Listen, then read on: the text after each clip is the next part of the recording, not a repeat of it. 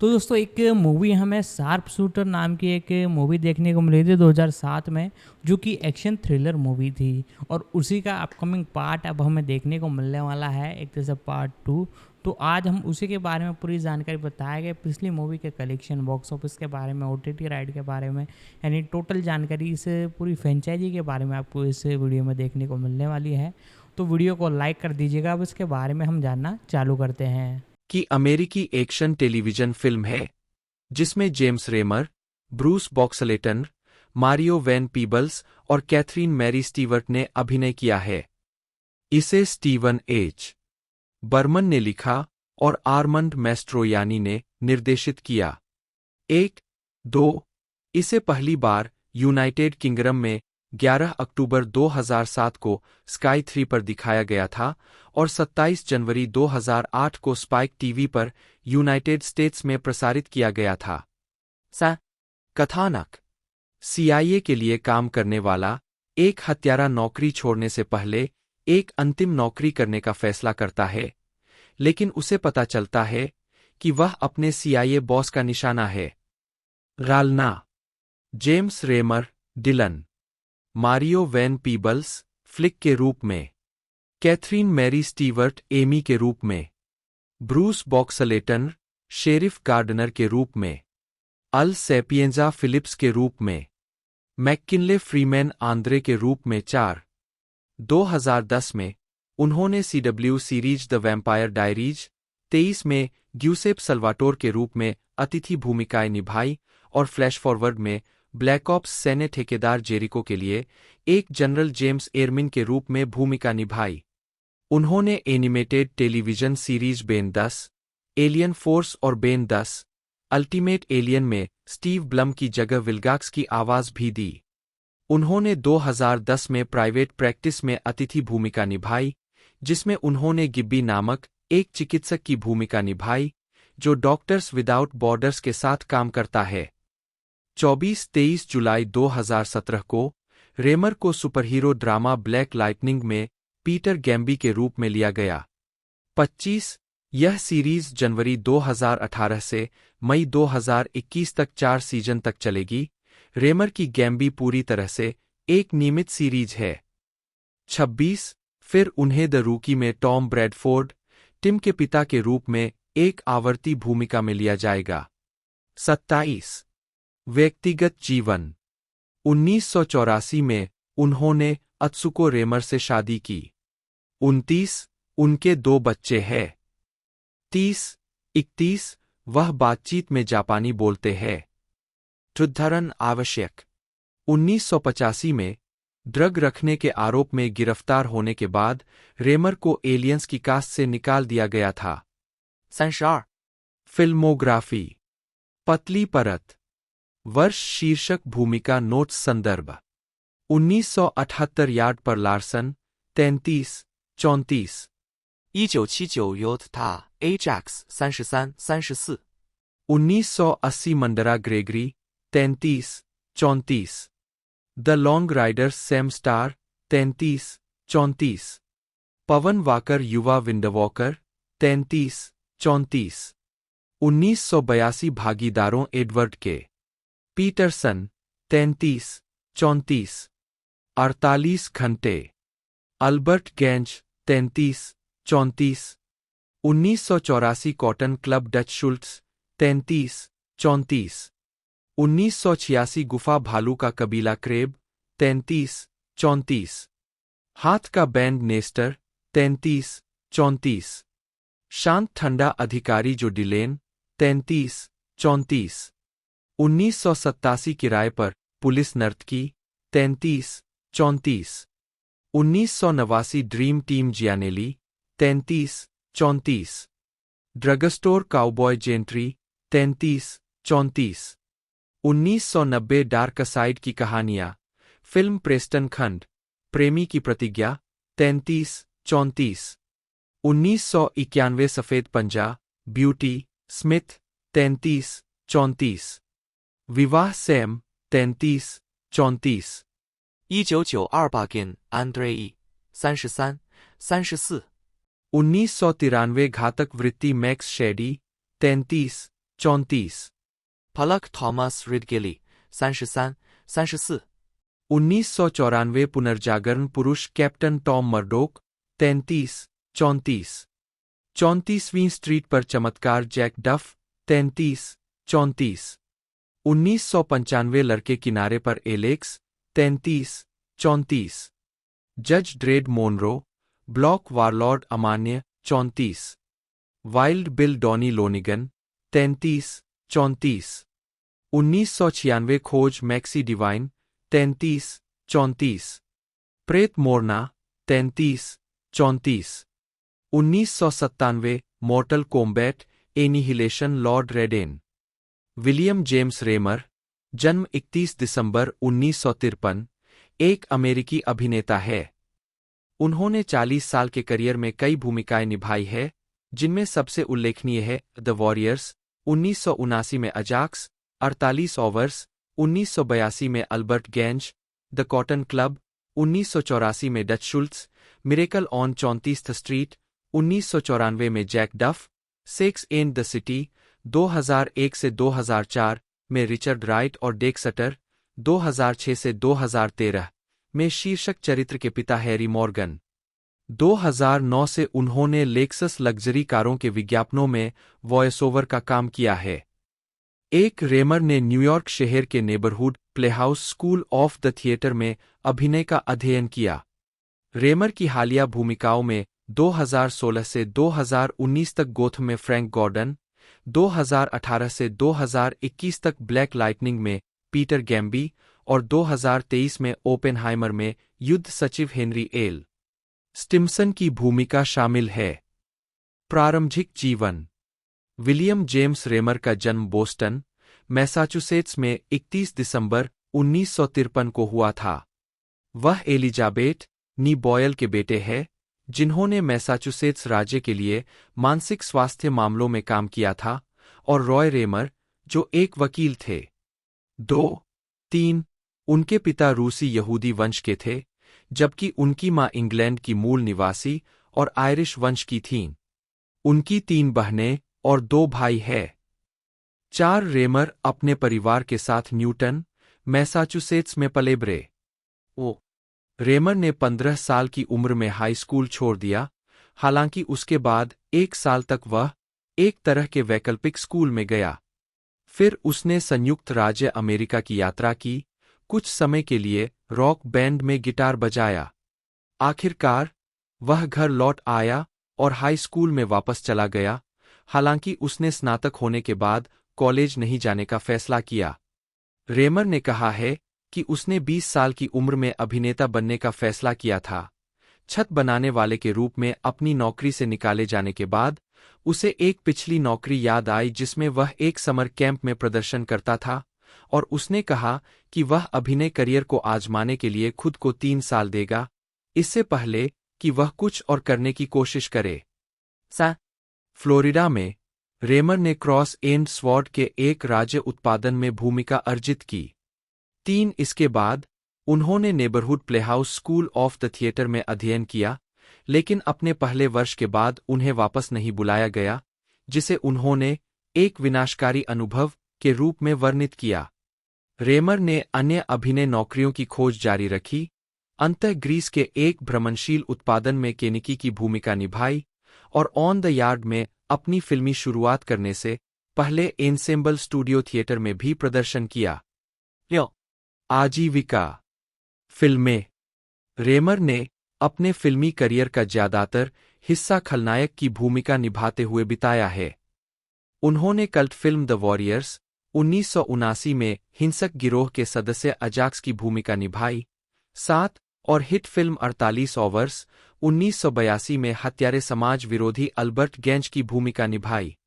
दोनों फिल्मों का निर्देशन वाल्टर हिल ने किया था। रेमर ने द कॉटन क्लब 1984 में वास्तविक जीवन के 1930 के दशक के गैंगस्टर डच शुल्ट्स की भूमिका भी निभाई। इन भूमिकाओं के विपरीत रेमर ने फिल्म विंडवॉकर 1980 में युवा चेयन विंडवॉकर के रूप में अभिनय किया, जिसके लिए उन्होंने अपनी पंक्तियां चेयन भाषा में बोली। 9 उन्होंने फिल्म क्रूजिंग 1980 में एक समलैंगिक व्यक्ति का भी किरदार निभाया।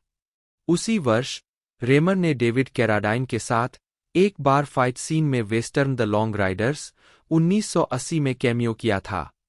वे फिल्म क्वाइट कूल 1986 के स्टार थे और उन्हें science fiction horror film aliens 1986 में कॉर्पोरल हिक्स के रूप में कास्ट किया गया था, लेकिन फिल्मांकन शुरू होने के कुछ समय बाद ही उनकी जगह माइकल बियन ने ले ली। रेमर की कम से कम एक फुटेज ने फिल्म के अंतिम संस्करण में जगह बनाई, जब मरीन प्रोसेसिंग स्टेशन में प्रवेश करते हैं और कैमरा एलियन नेस से नीचे झुकता है। हालांकि रेमर को क्लोजअप में नहीं देखा जाता है। 10 उन्हें पीछे से भी फिल्माया गया है, क्योंकि मरीन पहली बार एलवी 426 पर परिसर में प्रवेश करते हैं और जब हिक्स कोकून वाली महिला के पास जाते हैं तो फिर से पीछे से फिल्माया जाता है, ताकि दर्शक यह न बता सके कि यह रेमर है और माइकल बियन नहीं। 11. उन्होंने द फैंटम 1996 में मुख्य खलनायकों में से एक क्विल की भूमिका निभाई। 12 1994 में उन्होंने फिल्म रेनेसा मैन 1994 में सहायक भूमिका निभाई। मॉर्टल कॉम्बैट एनिहिलेशन 1997 में दिखाई दिए, जो फिल्म मॉर्टल कॉम्बैट 1995 की अगली कड़ी थी, जिसमें उन्होंने क्रिस्टोफर लैम्बर्ट से रेडेन की भूमिका निभाई। इसके बाद उन्होंने direct to video science fiction film Robo Warriors 1996 में भूमिका निभाई। अन्य फिल्मों में साइको 1998 शामिल है, जिसमें उन्होंने गश्ती दल के सदस्य की भूमिका निभाई। 13 drugstore cowboy 1989, tales from the dark side the movie 1990, wedlock 1991, boys on the side 1995, the quest 1996, rites of passage 1999, Hellraiser, inferno 2000, दो फास्ट दो furious 2003, fear X 2003, blade, trinity 2004, the girl next door 2004। उन्होंने pineapple express 2008 के प्रस्तावना में general brat के रूप में एक संक्षिप्त भूमिका निभाई। उन्होंने सीएस ली के साथ हॉरर फिल्म द अनबॉर्न 2009 में भी भूमिका निभाई थी। Remar film X Men first class 2011 में दिखाई दिए और उन्होंने film Transformers Dark of the Moon 2011 में ऑटोबोट साइडस्वाइप की आवाज दी, जिसमें उन्होंने एंड्रे सोग्ल्यूजो की जगह ली। 14 उन्हें हीस्ट फिल्म सेटअप 2011 में भी कास्ट किया गया और उन्होंने फिल्म एरिना 2011 में अभिनय किया। रेमर ने क्वेंटिन टारनटिनो की फिल्म जंगो अनचेन्ड 2012 में दो अलग-अलग असंबंधित किरदार निभाए, एस स्पेक और बुच पूछ। 15 उन्होंने thriller film The Black Coat Daughter 2015 में एम्मा रॉबर्ट्स, लूसी बॉयटन और लॉरेन होली के साथ अभिनय किया। 16.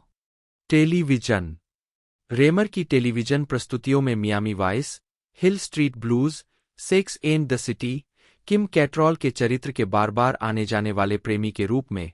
17 Tales from the Crypt, Jericho, Third Watch, Justice League Unlimited और बैटलस्टार गैलाक्टिका शामिल है।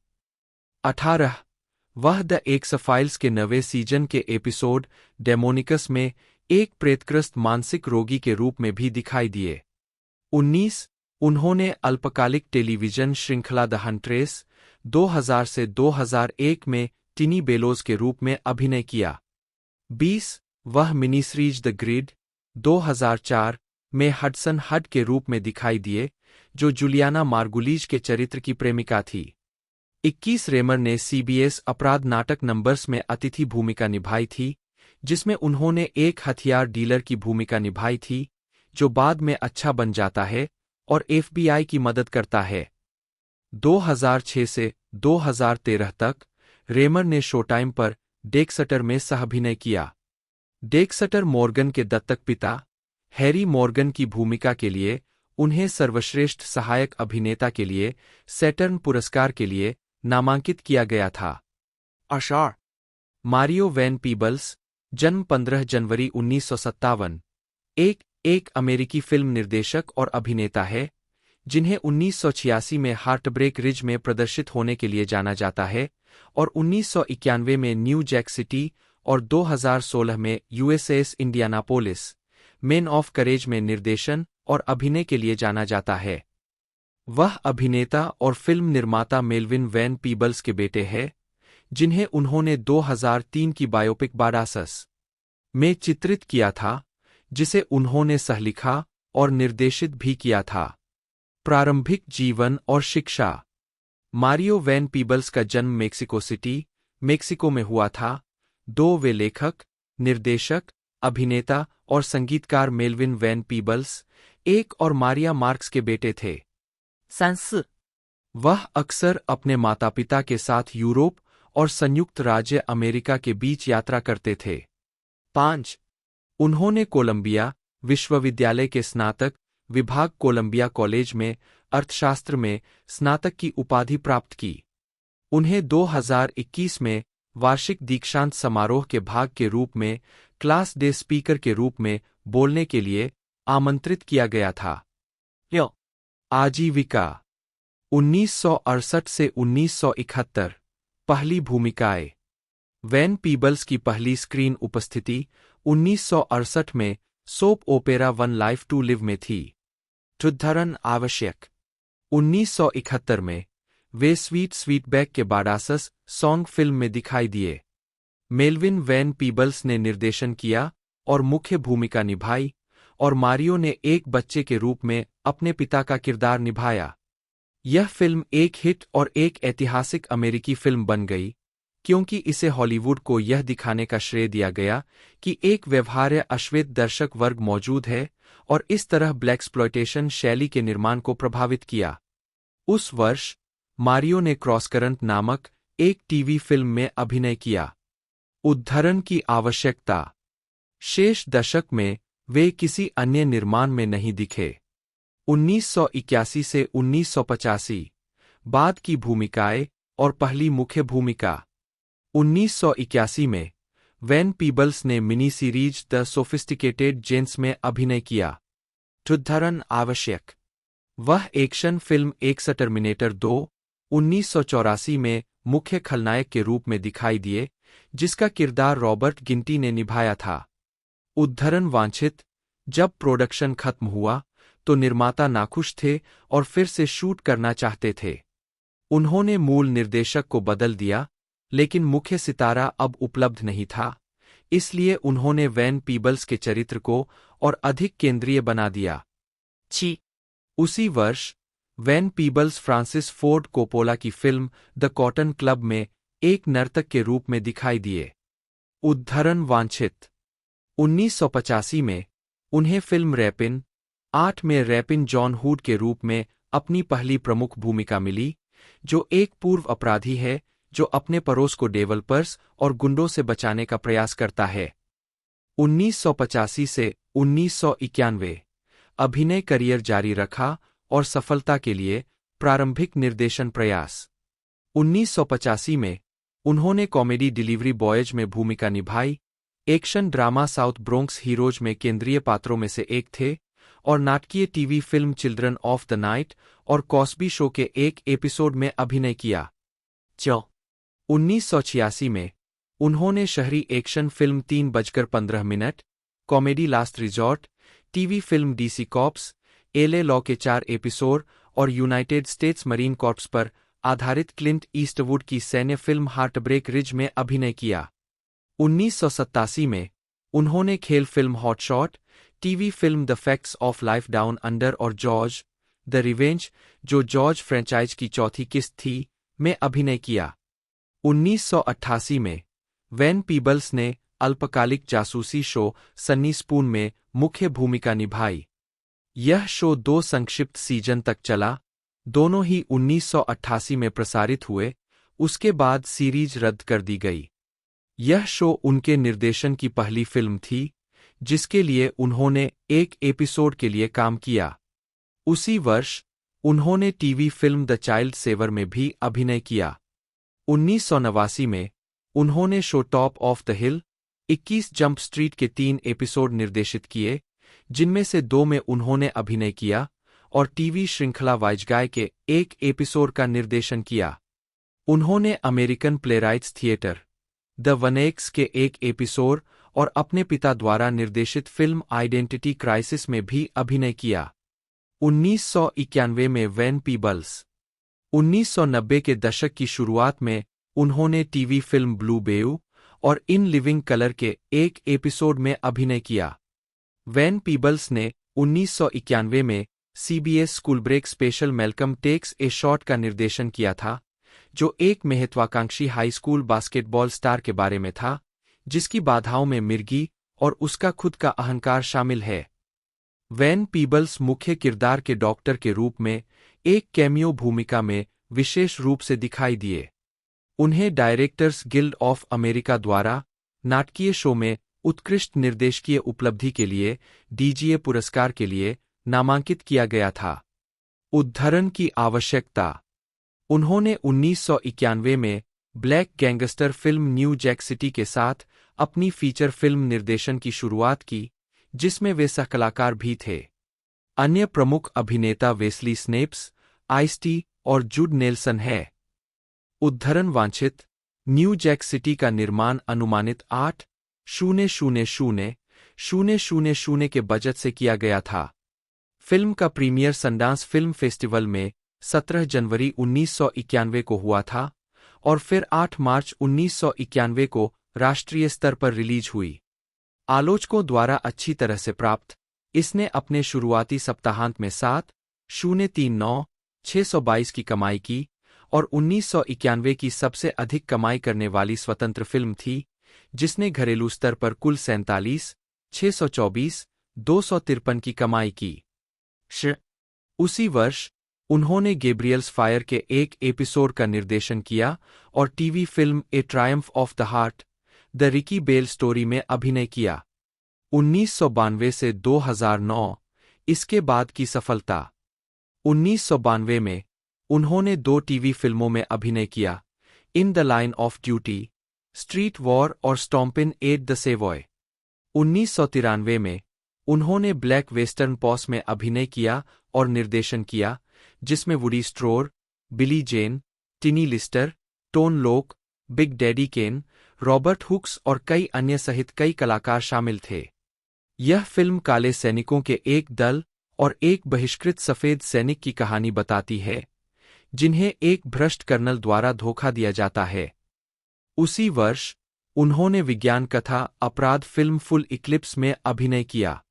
1994 में उन्होंने अभिनेता क्रिस्टोफर लैम्बर्ट के साथ 2 बार काम किया।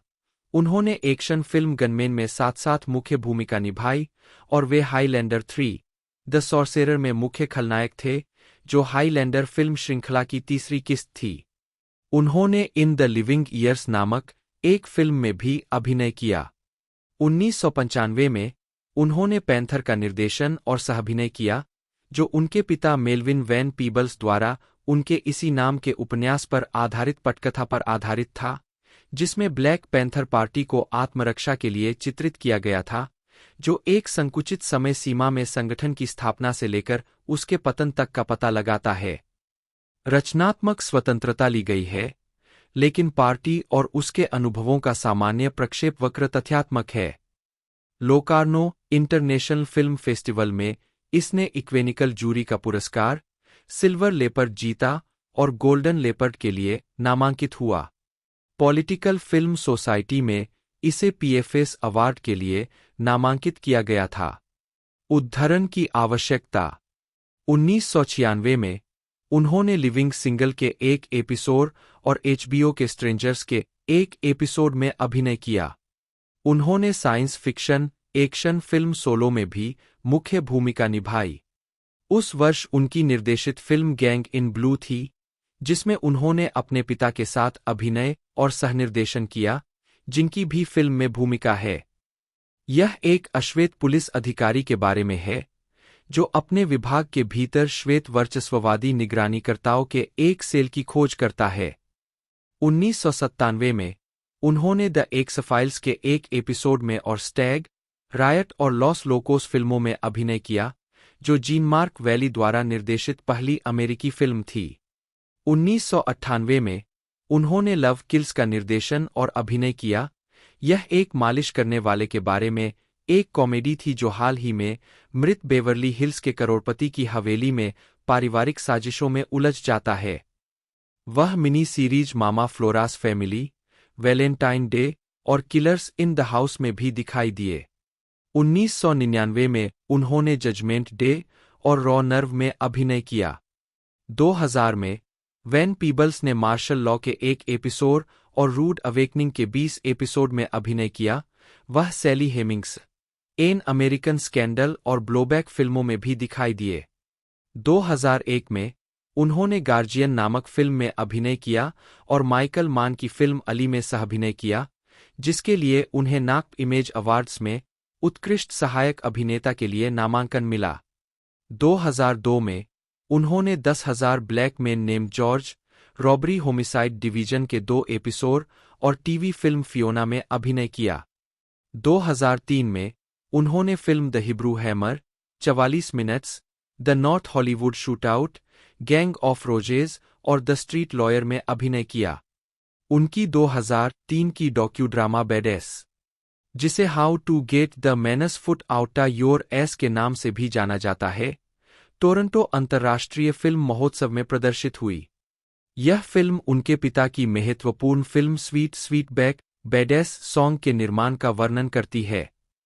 मारियो ने फिल्म का निर्देशन करने के साथ साथ अपने पिता की मुख्य भूमिका भी निभाई। फिल्म को समीक्षकों ने सराहा और फिल्म महोत्सव सर्किट में कई पुरस्कार और नामांकन प्राप्त किए। इसने 2004 फिलाडेल्फिया फिल्म महोत्सव में सर्वश्रेष्ठ फीचर फिल्म का पुरस्कार जीता और 2004 गिजन अंतर्राष्ट्रीय फिल्म महोत्सव में सर्वश्रेष्ठ फीचर के लिए नामांकित हुई।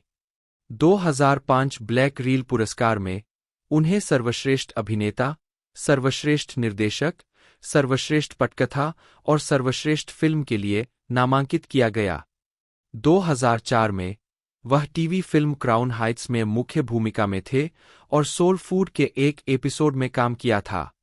2005 में उन्होंने कार्लिटोज वे, राइज टू पावर में अभिनय किया।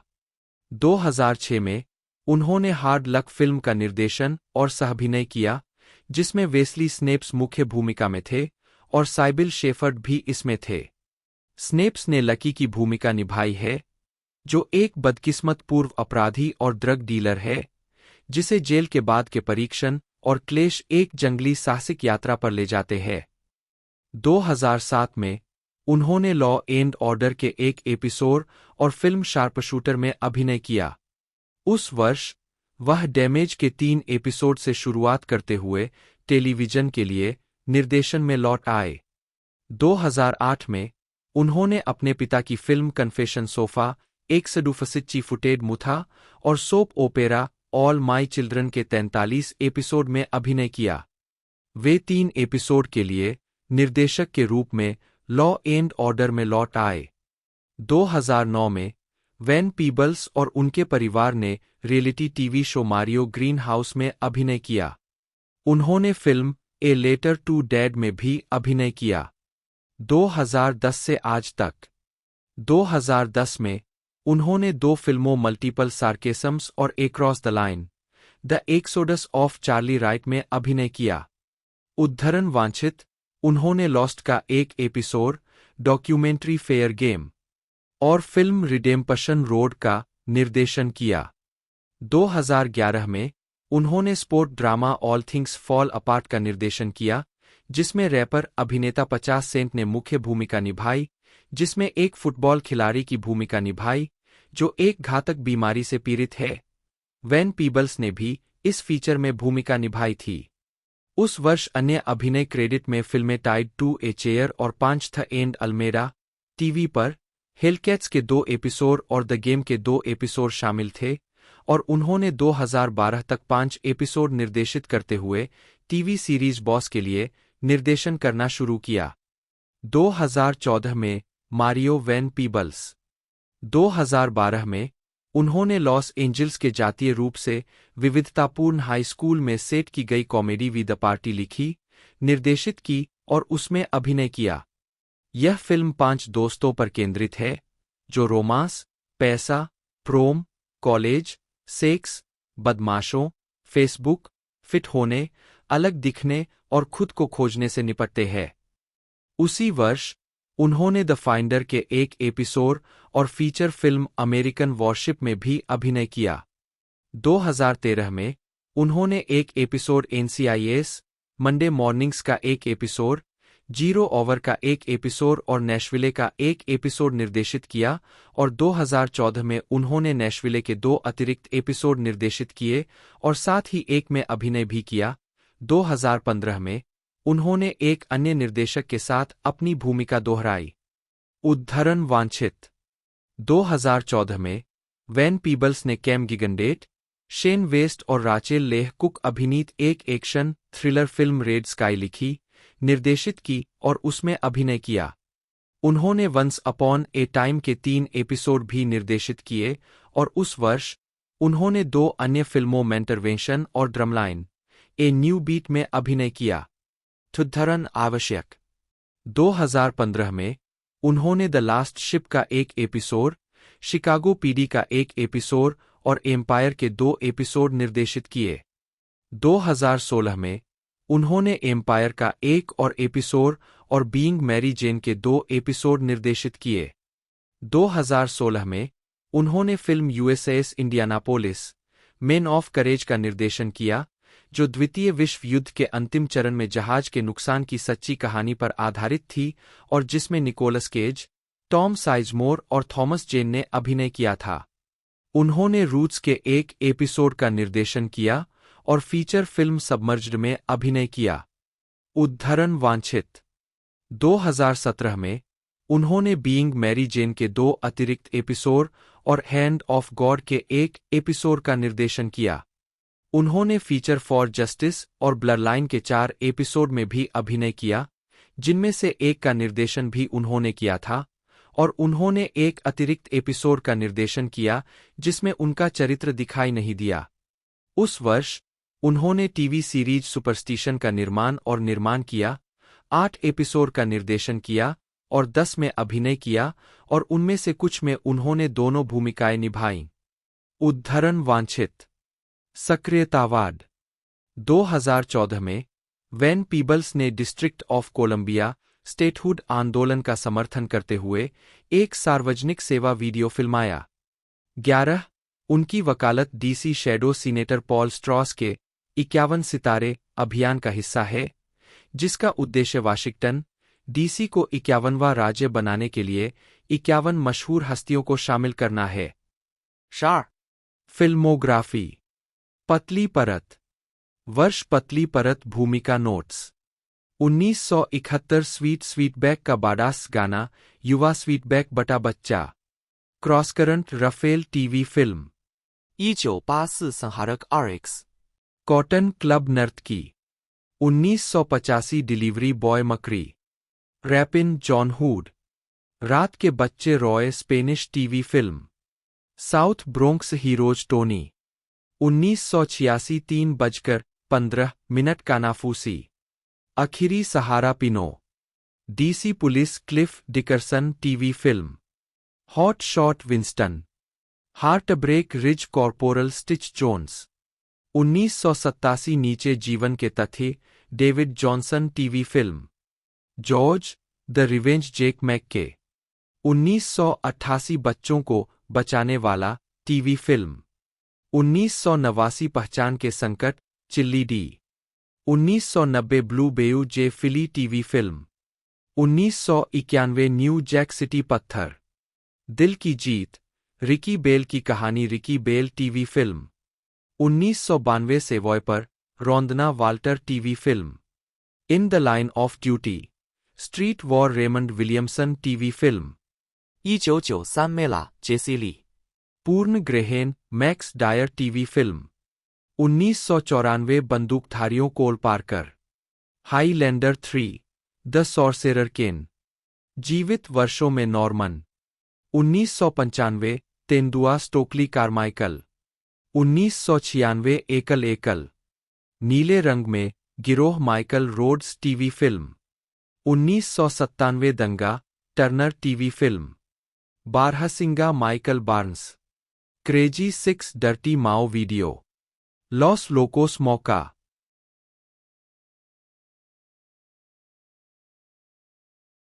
Catherine Mary Stewart, née Katherine Nursall, जन्म 22 अप्रैल 1959, एक कनाडाई अभिनेत्री है।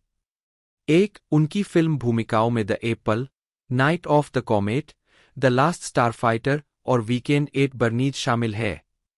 वह डेज ऑफ अवर लाइव्स में मूल कायला ब्रैडी भी थीं। प्रारंभिक जीवन। स्टीवर्ट का जन्म 22 अप्रैल 1959 को एडमॉन्टन, अल्बर्टा में मैरी स्टीवर्ट और जॉन राल्फ नर्सल की बेटी के रूप में हुआ था। उनके माता-पिता अल्बर्टा विश्वविद्यालय में पढ़ाते थे। उनकी मां फिजियोलॉजी की सहायक शिक्षक थीं और उनके पिता जीव विज्ञान के प्रोफेसर थे। स्टीवर्ट ने स्ट्रैथकोना कंपोजिट हाई स्कूल में पढ़ाई की। उन्होंने सबसे पहले जैज डांस की शिक्षा ली और हाई स्कूल के बाद डांस और सामान्य प्रदर्शन कला का अध्ययन करने के लिए लंदन चली गईं, जहां उन्होंने अपनी पहली फिल्म द एप्पल के लिए ऑडिशन पास किया। 2、3， आजीविका। स्टीवर्ट 2012 में 1980 में स्टीवर्ट को द एप्पल में एक भूमिका मिली जो एक संगीत में विज्ञान कथा पंथ फिल्म थी। 2-3 द एप्पल के निर्माण के दौरान निर्देशक मेनाहेम गोलान ने उनके मूल नाम मैरी नर्सल के साथ मुद्दा उठाया और जोर देकर कहा कि वह इसे बदल दे, जिसे उन्होंने अपनी मां के पहले नाम का उपयोग करके बदल दिया। 4、लॉस एंजिल्स जाने के बाद उन्हें जनवरी 1982 से दिसंबर 1983 तक soap opera days of our lives में मूल कायला ब्रैडी की भूमिका निभाते हुए एक भूमिका मिली। उन्होंने जेमी ली कर्टिस के खिलाफ death of a centrefold, the Dorothy Stratten story जैसी परियोजनाओं के लिए भी ऑडिशन दिया। 1984 में उन्होंने 2 साइंस फिक्शन फीचर फिल्मों द लास्ट स्टारफाइटर में मैगी गॉर्डन और नाइट ऑफ द कॉमेट में रेजिना बेलमोंट के रूप में अभिनय किया। बाद में उन्होंने किशोर कॉमेडी मिस्चीफ में एक प्रमुख भूमिका निभाई। 5 अविश्वसनीय स्रोत। 6、 1980 के दशक के मध्य में स्टीवर्ट 2 मिनी सीरीज में दिखाई दी, हॉलीवुड वाइव्स 1985 और सिंस 1986, जहां उन्होंने जॉन कोलिंस के चरित्र के युवा संस्करण की भूमिका निभाई। 2-7 उन्होंने Knight Rider, Hotel, Alfred Hitchcock Presents और द आउटर लिमिट्स जैसी टेलीविजन सीरीज में अतिथि भूमिकाएं निभाईं। उन्होंने कई टीवी के लिए बनी फिल्मों जैसे murder by the book 1987, passion and paradise 1989, perfect harmony 1991 और ऑर्डील इन द आर्कटिक 1993 में अभिनय किया। 1989 में वह comedy film weekend at Bernays में ग्वेन सॉन्डर्स के रूप में दिखाई दीं। 5 उन्होंने भी द ए-टीम सीजन 2 के स्टील नामक एपिसोड में एक छोटी भूमिका निभाई थी। 1990 के दशक के मध्य से उन्होंने अपने परिवार का पालन पोषण करते हुए अपनी उपस्थिति कम कर दी। अपने बच्चों के बड़े होने के बाद वह फिर से टेलीविजन और फिल्म भूमिकाओं में दिखाई देने लगी और निर्देशन में रुचि दिखाई। 2010 में वह फिल्म ए क्रिसमस स्नो में दिखाई दीं। 2016 में उन्होंने लघु film A Walk to Remember का निर्देशन किया। 7 उन्होंने 2019 में Hallmark holiday movie Rock n Roll Christmas 9 और 2020 में ए क्रिसमस कमबैक में अभिनय किया। व्यक्तिगत जीवन। वह एलन नर्सल की बहन है, जो एक वैज्ञानिक और मीडिया व्यक्तित्व है, जो कनाडाई टीवी श्रृंखला डेली प्लेनेट और डिस्कवरी चैनल के लिए विज्ञान समाचारों पर रिपोर्ट करते हैं। एक और भाई, जॉन नर्सल, एक स्वतंत्र लेखक और टीवी फिल्म वृत्तचित्र निर्देशक और निर्माता है। 1983 में उनकी शादी अभिनेता जॉन फाइंडलेटर से हुई और 1985 में उनका तलाक हो गया। 1992 में उन्होंने रिचर्ड एलर्टन से शादी की। उनकी एक बेटी और एक बेटा है। 2013 तक वे ब्रुकलिन, न्यूयॉर्क में रहती थीं। फिल्मोग्राफी। पतली परत। वर्ष शीर्षक भूमिका नोट्स। 1980把 Utter Hits बेलिंदा 1980 से बीबी 1981 नाइटहॉक्स लंदन में सेल्स गर्ल 1900 से 82 The Beach Girl surfer girl 1984 The Last Starfighter Maggie Gordon 1984 धूमकेतु की रात रेजिना बेलमोंट 1984 गलियारों में आतंक स्वयं दस्तावेजी फिल्म 1985 शरारत बनी मिलर 1987 सोने की खान के दृश्य डेबी डिएंजेलो 1987 दोस्तों जेसी 1987 नाइट फ्लायर्स मिरांडा डोरलेक 1988 दुनिया जंगली हो गई एनजी 1989 बरत पर सवार मैगी कोल 1989 बर्नी के यहाँ सप्ताहांत ग्वेन सॉन्डर्स 1991 मानसिक लॉरियल 1991 कैफे रोमियोलिया 1994 समुराई काउबॉय जेसी कोलिंस 1995 बहुत बढ़िया पंखा होली न्यूमैन 1995 एनी के अतीत से बाहर Annie Carver direct to video 1999 एकदम शांत जूलिया केरब्रिज 2000 काटने वाला सोनिया लेहरमैन 2007 सामने लड़की है श्रीमती मोरन 2008 Atari Kim Callan direct to video 2010 Perry Street Ellen लघु फिल्म 2010 उभरते सितारे सुश्री केज 2010 एक क्रिसमस बर्फ कैथलीन 2013 अमेरिकुआ श्रीमती एडवर्ड्स 2017 नकली लड़की श्रीमती फान ब्रूस विलियम बॉक्सलेटन जन्म 12 मई 1950 एक अमेरिकी अभिनेता और विज्ञान कथा और रहस्य लेखक है। उन्हें television series how the waste was won, bring em back alive, scarecrow and Mrs King, Kate Jackson के साथ और बेबीलोन 5 सीजन 2 से 5 1994 से 98 में जॉन शेरिडन के रूप में उनकी प्रमुख भूमिकाओं के लिए जाना जाता है। उन्हें 1982 की वॉल्ट डिज्नी पिक्चर्स की फिल्म ट्रॉन में एलन ब्रैडली और ट्रॉन के किरदारों की दोहरी भूमिका के लिए भी जाना जाता है, एक भूमिका जिसे उन्होंने 2003 के वीडियो गेम ट्रॉन 2.0, 2006 के square Enix Disney crossover game Kingdom Hearts 2, 2010 की फिल्म सीक्वल ट्रॉन लिगेसी 2 और उन्होंने एनीमेन ट्राइटन फोर्स और एनीमेन द गैलेक्टिक बैटल फिल्मों में जनरल मॉस की आवाज भी दी। प्रारंभिक जीवन बॉक्सलेटन का जन्म 12 मई 1950 को एल्गिन, इलिनोइस में हुआ था। 3 उन्होंने माउंट प्रॉस्पेक्ट, इलिनोइस में प्रॉस्पेक्ट हाई स्कूल और शिकागो के आर्ट इंस्टीट्यूट अब डेपॉल यूनिवर्सिटी में गुडमैन स्कूल ऑफ ड्रामा में पढ़ाई की। उद्धरण आवश्यक आजीविका टेलीविजन जीवित व्यक्ति की जीवनी के इस भाग में सत्यापन के लिए अतिरिक्त उद्धरणों की आवश्यकता है। कृपया विश्वसनीय स्रोत जोड़कर सहायता करें। जीवित व्यक्तियों के बारे में विवादास्पद सामग्री जो स्रोतहीन या खराब स्रोत वाली है, उसे लेख और उसके वार्ता पृष्ठ से तुरंत हटा दिया जाना चाहिए, खासकर यदि संभावित रूप से मानहानिकारक हो। स्रोत खोजें ब्रूस बॉक्सलेटन, समाचार पत्र पुस्तकें विद्वान ज्येष्ठ फरवरी 2016 जाने कि इस संदेश को कैसे और कब हटाया जाए।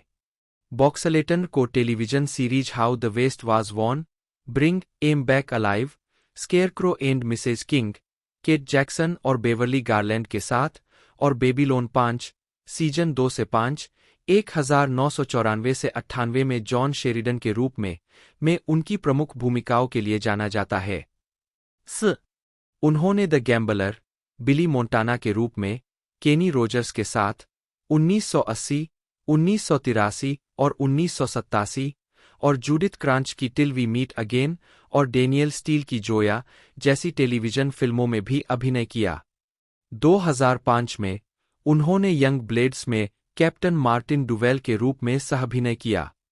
उन्होंने बेबीलोन 5 ब्रह्मांड के भीतर कई फिल्मों में भी अभिनय किया है, जिनमें Babylon 5 In the Beginning TV 1998, Babylon 5 Third Space TV 1998, Babylon 5 A Call to Arms TV 1999 और direct to DVD Babylon 5 the lost Tales 2007 शामिल है। बॉक्सलेटन कई अन्य टीवी शो में दिखाई दिए हैं, जिसमें 1973 में The Mary Tyler Moore show के सीजन 4 के episode I Gave at the Office में मिनेसोटा विश्वविद्यालय के ट्रैक स्टार रिक वेल्श के रूप में उनकी उपस्थिति शामिल है।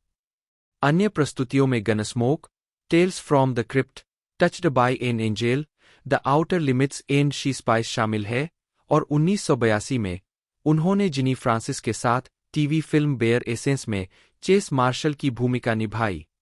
वे सीजन 3 और 4 के लिए हीरोज के कलाकारों के सदस्य थे। उन्होंने 3 एपिसोड में न्यूयॉर्क के गवर्नर रॉबर्ट माल्डेन की भूमिका निभाई।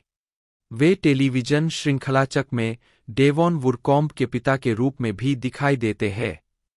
बॉक्सलेटन 2010 की शरद ऋतु में NCIS में एक अतिथि कलाकार थे। उन्होंने वाइस एडमिरल सी. क्लिफोर्ड चेस की भूमिका निभाई, जो एक उच्च पदस्थ नौसेना अधिकारी था। 5 बॉक्सलेटन ने एनिमेटेड श्रृंखला ट्रॉन अपराइजिंग में अपने प्रतिष्ठित चरित्र ट्रॉन के एनिमेटेड संस्करण के लिए अपनी आवाज भी दी है। श्रृंखला का प्रीमियर 7 जून 2012 को डिज्नी एक्सरी पर हुआ था। उन्होंने ट्रॉन और ट्रॉन लिगेसी फिल्मों से एलन ब्रैडली ट्रॉन के चरित्र को भी दोहराया है। 2013 से 2015 तक उन्होंने हॉलमार्क चैनल श्रृंखला सीडर कोव में स्थानीय बिस्तर और नाश्ते के मालिक बॉब बेल्डन की भूमिका निभाई। 7-8 बॉक्सलेटन ने बाद में सुपरगर्ल में बेकर की भूमिका निभाई, जो संयुक्त राज्य अमेरिका के उपराष्ट्रपति है, जिन्हें बाद में लिंडा कार्टर के चरित्र ओलिविया मार्सडिन द्वारा मर्सी ग्रेव्स और ओटिस ग्रेव्स द्वारा डुर्लान के रूप में पेश किए जाने के बाद नए राष्ट्रपति के रूप में शपथ दिलाई जाती है। पारिवारिक मामले से संबंधित शेड्यूलिंग संघर्ष के कारण ब्रेंट स्पिनर के पद छोड़ने के बाद उन्हें यह भूमिका मिली। 2019 से बॉक्सलेटन ने hallmark movies and mysteries series की फिल्मों द मैचमेकर मिस्ट्रीज में एक आवर्ती भूमिका निभाई। वह कई फिल्मों में भी नजर आए हैं, जिनमें ट्रॉन, जिसमें उन्होंने शीर्षक भूमिका निभाई थी, और जेम्स कोबर्न के साथ द बाल्टीमोर बुलेट 1980 शामिल है। उन्होंने ट्रॉन के सीक्वल ट्रॉन लिगेसी और वीडियो गेम ट्रॉन इवोल्यूशन में अपनी भूमिका दोहराई, जिसे ट्रॉन लिगेसी फिल्म के साथ ही जारी किया गया था, जैसा कि उन्होंने ट्रॉन 2.0 नामक सीक्वल वीडियो गेम और डिज्नी बटा Square Enix crossover video game Kingdom Hearts 2 के लिए किया था। बॉक्सलेटन ने video game Spec Ops The Line में कर्नल जॉन कोनराड के लिए आवाज भी दी। उन्होंने 2003 की फिल्म गॉड्स एंड जनरल्स में कॉन्फेडरेट जनरल जेम्स लॉन्गस्ट्रीट की भूमिका भी निभाई। उन्होंने वीडियो गेम डेड स्पेस पर आधारित animated science fiction horror film dead space downfall, अन्य फिल्मों में उन्होंने cuffs, the babe, brilliant, snakehead terror, legion of the dead, king of the lost world, shadows in paradise और ट्रांसमॉर्फर्स फॉल ऑफ मैन शामिल है। 2011 में उन्होंने आधिकारिक तौर पर घोषणा की कि वे ट्रॉन 3 में एलन ब्रैडली ट्रॉन के रूप में अपनी भूमिका को फिर से निभाएंगे।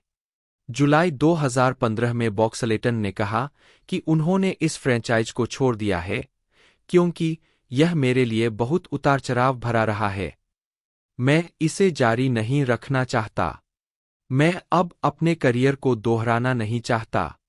11. मॉडलिंग 1986 से 1989 तक बॉक्सलेटन एस्टी लाउडर के लाउडर फॉर मेन विज्ञापन में दिखाई दिए। उपन्यास बॉक्सलेटन पश्चिमी सेटिंग वाले 2 विज्ञान कथा उपन्यासों फ्रंटियर अर्थ 1999, 12 और सर्चर 2001 के लेखक है। 13. ऑडियो पुस्तकें बॉक्सलेटन ने एल रॉन हबर्ट की golden age of fiction series के भाग द ग्रेट सीक्रेट के ऑडियो ड्रामाटाइजेशन में प्रमुख भूमिका निभाई। उन्होंने वर्ल्ड वॉर जेड के अनब्रिज्ड संस्करण में कैप्टन गेविन ब्लेयर की भूमिका भी निभाई। उद्धरण की आवश्यकता व्यक्तिगत जीवन बॉक्सलेटन की पहली शादी अमेरिकी अभिनेत्री कैथरीन होलकॉम्ब से हुई थी, जिन्होंने How the waste was Won में उनकी ऑन स्क्रीन बहन लॉरा की भूमिका निभाई थी। उनके 2 बेटे हैं। बॉक्सलेटन की दूसरी शादी अमेरिकी अभिनेत्री मेलिसा गिलबर्ट से हुई थी। उनका एक बेटा 1995 में पैदा हुआ। 14 गिलबर्ट ने बेबीलोन 5 के सीजन 3 के दौरान बॉक्सलेटन की ऑन स्क्रीन पत्नी अन्ना शेरिडन के रूप में भी अतिथि भूमिका निभाई। 15 1 मार्च 2011 को गिलबर्ट ने घोषणा की कि वह और ब्रूस शादी के 16 साल बाद अलग हो गए हैं। 16 उसी वर्ष 25 अगस्त को यह बताया गया कि गिलबर्ट ने तलाक के लिए अर्जी दी थी। 17 2003 में बॉक्सलेटन को नेशनल स्पेस सोसाइटी के बोर्ड ऑफ गवर्नर्स में नियुक्त किया गया, जो डॉ. वर्नर वॉन ब्रॉन द्वारा स्थापित एक गैरलाभकारी शैक्षिक अंतरिक्ष वकालत संगठन है। 18 वह अभिनेत्री बेवर्ली गारलैंड के साथ करीब 30 साल तक दोस्त रहे। वह उनसे How the waste was Won के एक एपिसोड में मिले थे और बाद में उनके साथ स्केयरक्रो एंड मिसेज किंग में सहअभिनय किया, हालांकि उनके साथ उनके बहुत कम दृश्य थे। फिर 1986 में बॉक्सलेटन ने गारलैंड को गोल्डन बूट अवार्ड प्रदान किया। स्केयरक्रो के रद्द होने के बाद बॉक्सलेटन गारलैंड के करीब रहे। 5 दिसंबर 2008 को उनकी मृत्यु तक लगातार उनसे संपर्क करते रहे। उन्होंने एक साक्षात्कार में कहा, मैं बेवर्ली गारलैंड के साथ तब तक संपर्क में रहता था जब तक कि वह नहीं चल बसीं। वास्तव में उनके नाम पर एक होटल था। वह एक बेहतरीन महिला थीं। 19 ब्रूस वर्तमान में प्रचारक वेरेना किंग से विवाहित है।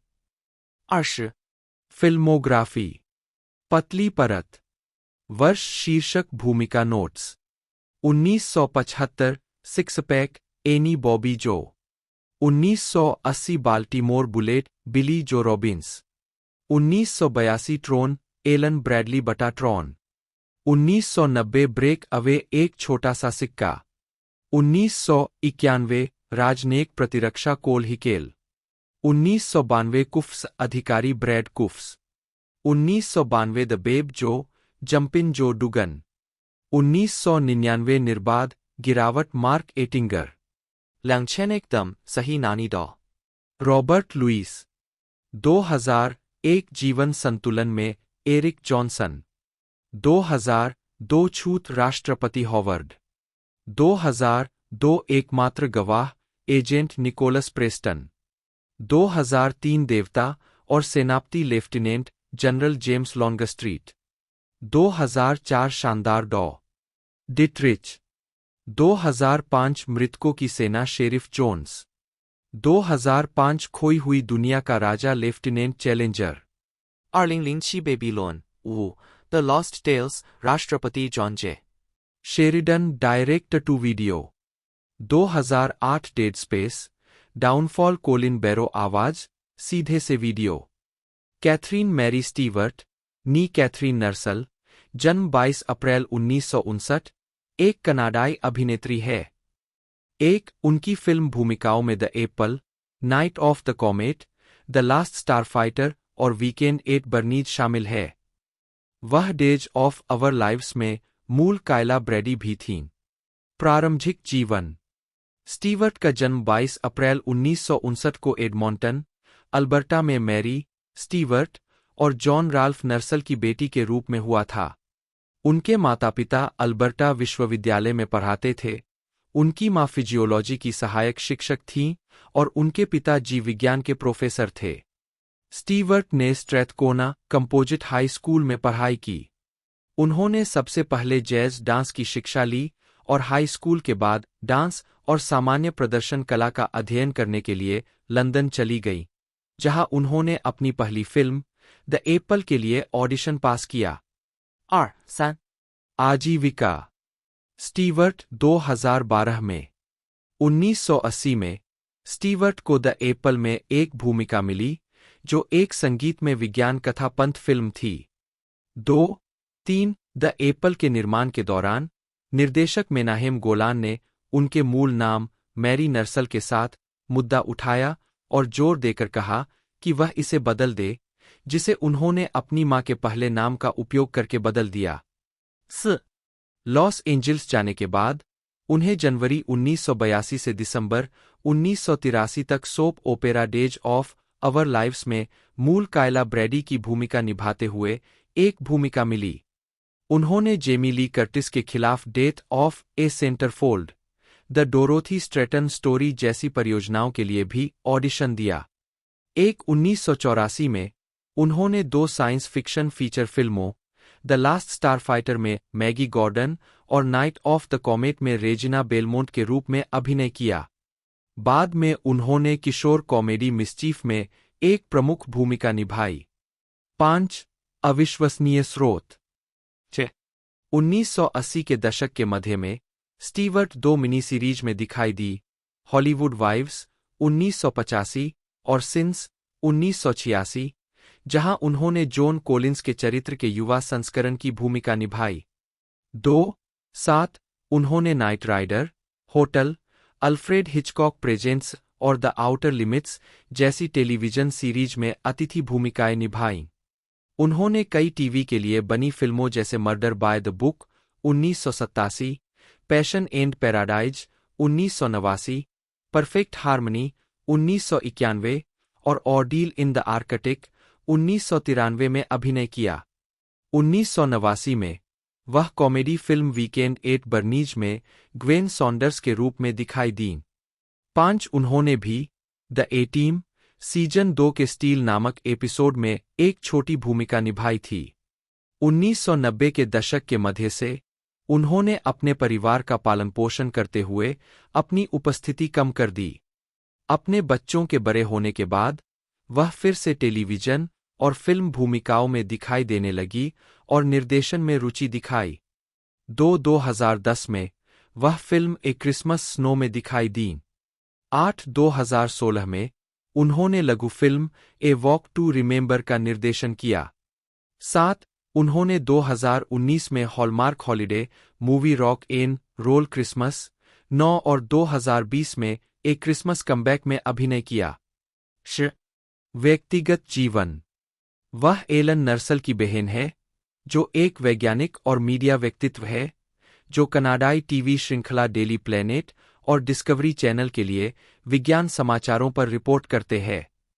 एक और भाई, जॉन नर्सल, एक स्वतंत्र लेखक और टीवी फिल्म वृत्तचित्र निर्देशक और निर्माता है।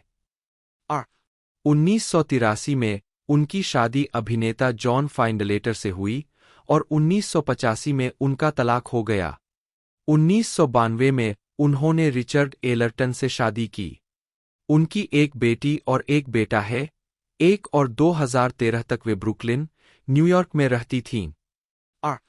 फिल्मोग्राफी पतली परत वर्ष शीर्षक भूमिका नोट्स 1980保护的 Hits 贝琳达 1980 से बीबी 1981 नाइटहॉक्स लंदन में sales girl 1982 The Beach Girl surfer girl 1984 The Last Starfighter Maggie Gordon 1984 धूमकेतु की रात रेजिना बेलमोंट 1984 गलियारों में आतंक स्वयं दस्तावेजी फिल्म 1985 शरारत बनी मिलर 1987 सोने की खान के दृश्य डेबी डिएंजेलो 1987 दोस्तों जेसी 1987 नाइट फ्लायर्स मिरांडा डोरलैक 1988 दुनिया जंगली हो गई एनजी 1989 बरत पर सवार मैगी कोल 1989 बर्नी के यहाँ सप्ताहांत ग्वेन सॉन्डर्स 1991 मानसिक लॉरेल 1991 कैफे रोमियोलिया 1994 समुराई काउबॉय जेसी कोलिंस 1995 बहुत बढ़िया पंखा होली न्यूमैन 1995 एनी के अतीत से बाहर Annie Carver direct to video 1999 एकदम शांत जूलिया केरब्रिज 2000 काटने वाला सोनिया लेहरमैन 2007 सामने लड़की है श्रीमती मोरन 2008 Atari Kim Callan direct to video 2000 10 Perry Street Ellen लघु फिल्म 2010 उभरते सितारे सुश्री केज 2010 एक क्रिसमस बर्फ कैथलीन 2013 अमेरिकुआ श्रीमती एडवर्ड्स 2017 नकली लड़की श्रीमती फान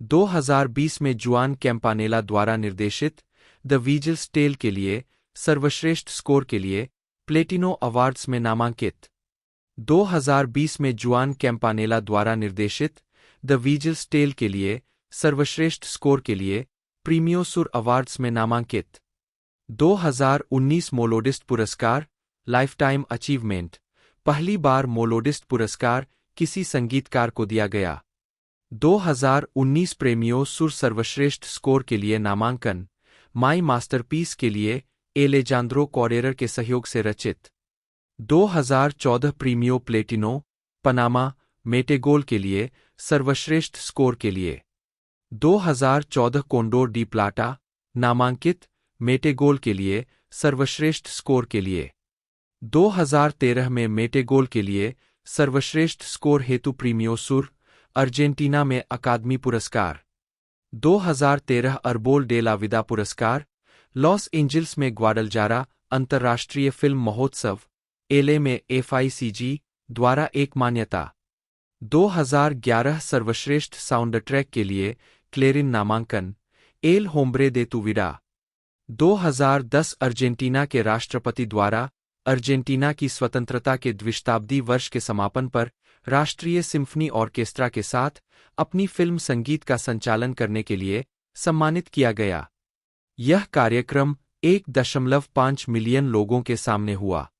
2009 Clarin award for best sound track Argentina the secret in their eyes 2009 Premio Sur सर्वश्रेष्ठ sound track 2009 Argentina the secret in their eyes 2009 Condor de Plata पुरस्कार 2010 सर्वश्रेष्ठ साउंड ट्रैक के लिए Argentina the secret in their eyes 2009 Goya पुरस्कार 2010 के लिए सर्वश्रेष्ठ sound track Spain के लिए नामांकित the secret in their eyes सर्वश्रेष्ठ साउंड ट्रैक मिस बाला के लिए 2009 फेस्टिवल इंटरनेशनल डेल नुएवो सिने लैटिनो अमेरिकानो 2009 गोया पुरस्कार स्पेन में सर्वश्रेष्ठ साउंड ट्रैक के लिए नामांकित the secret in their eyes 2008 सर्वश्रेष्ठ साउंड ट्रैक के लिए मार्टिन फिएरो विएंटोस डी अगुआ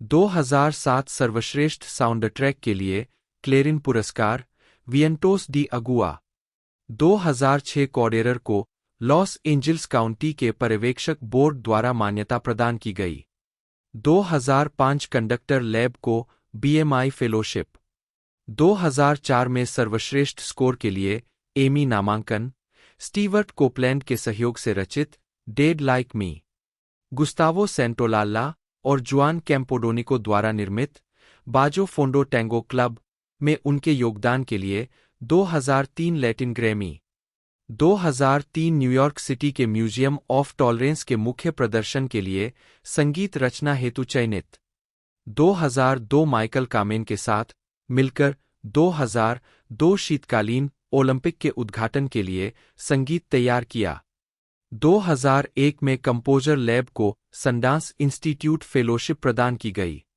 2001 लुइस अवलोस के साथ लिखा गया पाक्विटो क्रिसमस प्लासिडो डोमिंगो द्वारा प्रायोजित वाशिंगटन ओपेरा और पासाडेना सिविक सेंटर में प्रदर्शित होता है। सर्वश्रेष्ठ sound track L mismo amor la misma लुविया के लिए 2000 सिल्वर कोंडोर अर्जेंटीना में क्रिटिक्स अवार्ड 1993 प्रीमियो सुर अर्जेंटीना में अकादमी पुरस्कार सर्वश्रेष्ठ sound track A place in the world के लिए 1993 सिल्वर कोंडोर अर्जेंटीना में क्रिटिक्स अवार्ड सर्वश्रेष्ठ sound track A place in the world के लिए 5/24/10/25/21 फिल्मोग्राफी कोमो कॉर्टर एतू पाटन 2017 संगीतकार सुन अंत के किनारे पर 2017 संगीतकार डे ऑफ रेकनिंग 2016 संगीतकार 2091, 2016, संगीतकार। कम्बिया निंजा, 2016, संगीतकार। एलियन, 2016, संगीतकार। सीक्रेट इन देयर आइज, 2015, संगीतकार। Underdogs 2015, संगीतकार। एलिस इन मारियालैंड, 2014, संगीतकार। कोराजोन डी लियोन, 2013, संगीतकार। अमापोला 2013, संगीतकार। मेटेगोल, 2013, संगीतकार। एस्क्लावो डी डियोस, 2012, संगीतकार। बॉर्डर रन, 2013, सेबेस्टियन कॉडर के साथ संगीतकार। मिस पाला 2011, संगीतकार। एल होम्ब्रे दे तू विदा, 2011, एलेजांद्रो कॉडर के सहयोग से। लव इक्वेशन, 2010, संगीतकार। एल सेक्रेटो डीसस ओजोस, 2009, फेडेरिको जुसिट के सहयोग से। वेरानो अमार्गो, 2007, उत्पादन में। विएंटोस डी अगुआ, 13 episode, 2006। Adios Momo 2006, 3.52分2005。2 plus 2 equals 5 equals 1, 2004। Dead like me, 7 episode, 2003 से 2004। Te amaré en silencio, 2003, TV श्रृंखला। इंडिगो, 2003। Patriotas, Los, 2002।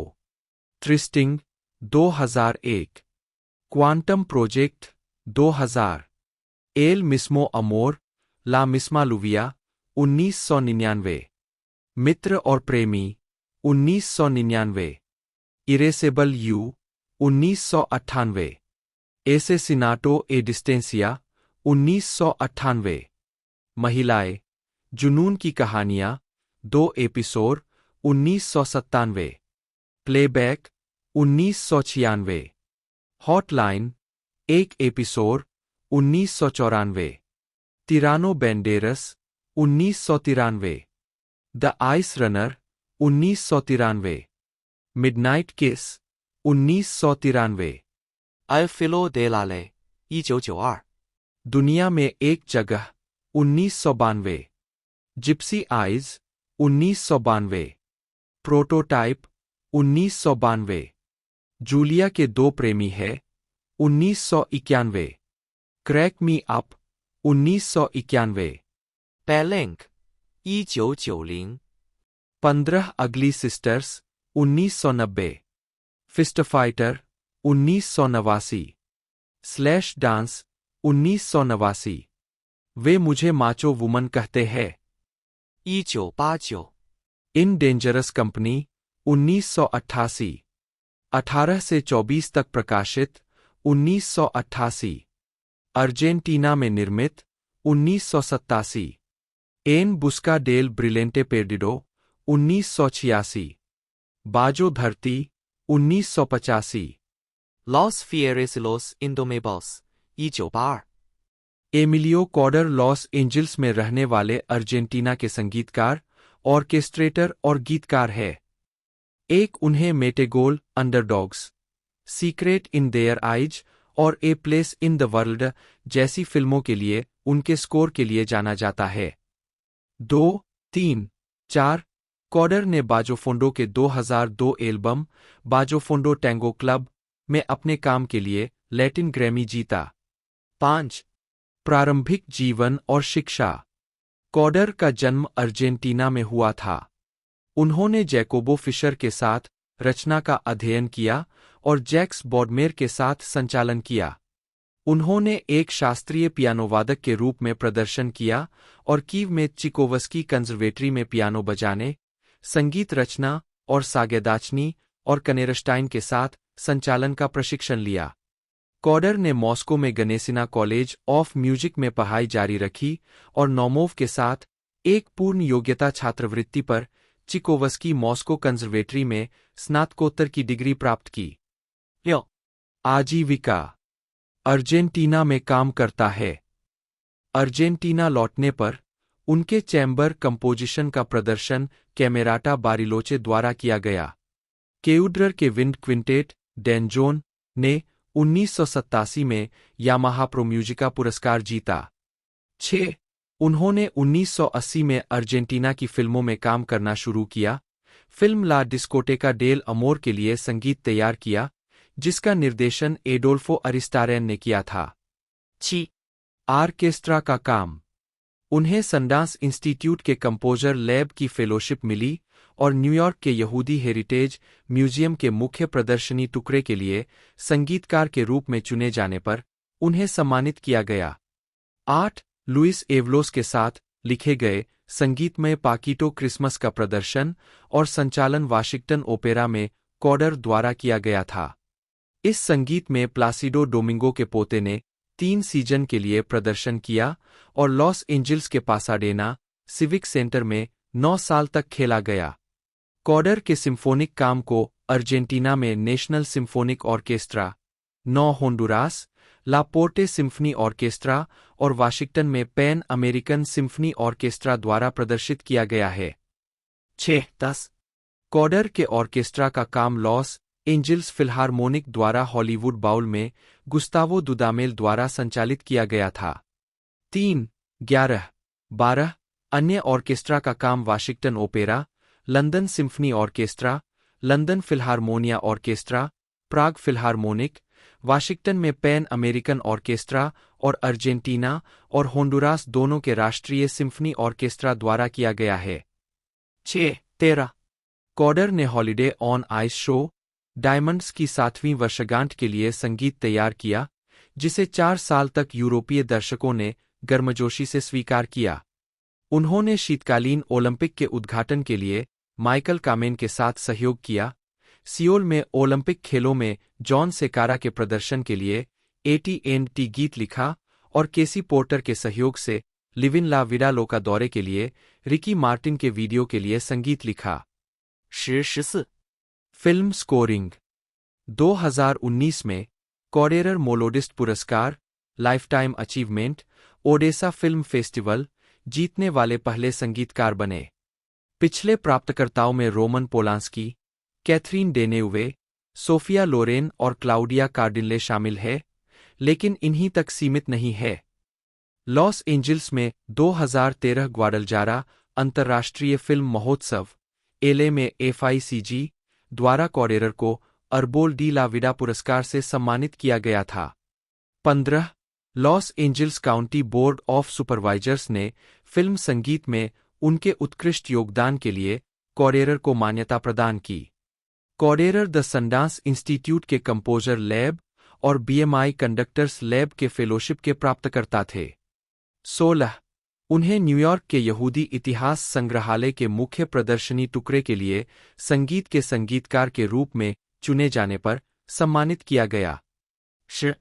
कॉडेरर ने बिली रे द्वारा निर्देशित सीक्रेट इन देयर आइज के रीमेक और जुआन कैम्पानेला द्वारा निर्देशित 3D animated film Metegol football in underdogs के लिए संगीत तैयार किया। 17. मार्कोस कार्नेवाले द्वारा निर्देशित कोराजोन डी लियोन और यूजेनियो जानेटी द्वारा निर्देशित अमापोला।